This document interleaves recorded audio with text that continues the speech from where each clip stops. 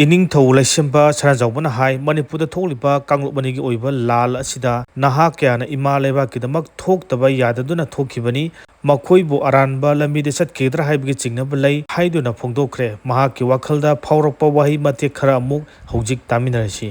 कोई सिरनाउसिंग police officer सिंगना मासे खचेक्तंग आई खंदा हंजनिंगे नहा सिंगसे अरानबा लंबिदे चखिगने हाइबसे अखोय याम नुसाथी स्वाइदा मरीबा के दमक थोकते यादम थोखरे मरीबा के दमक थोखिबा इसा इनाउसिंग मयाम से ngasi कइदवी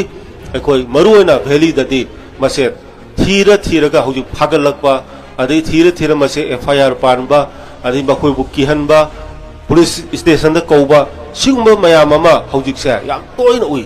मसे यारगदि आई माइगेदगी आई थामुइ सेना मसे मणिपुर के लरिबा मरुओइना अखोय इंडिजिनस पीपल सिंगी खनबिरगा कोई सिरनाउसिंग पुलिस ऑफिसर सिंगना मासे खचेक्तंग आई खंदा हंजनिंगे हौजिक थोइबा लाल से सही नि मुक चथरक लाल से द कदवी अखोगी फिबम न याददना अखोगी इसा इनाउसिंग मयाम अमा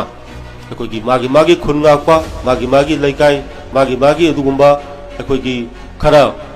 येंगनब सिंगना हाल लेतना अदुगुम एटेक तोरगुम फमदुदा मस अखोगी लैबाक सिंगाकनबा अखोगी फुरुप सिंगाकनबा अखोगी खुंगंग लैकाई गानब थोखिबा मयाम से मसी अखोई हौजिक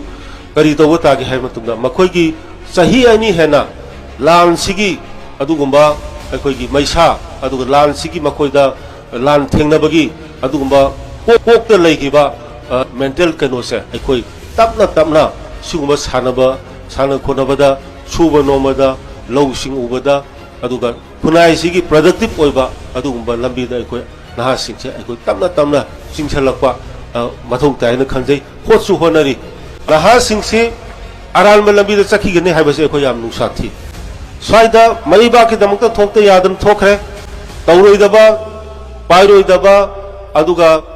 अमुक्ता मखोगी पुंसीदा सी तौगेना खंदबा मयामदो मरीबा के दमक ने तौग्रेबा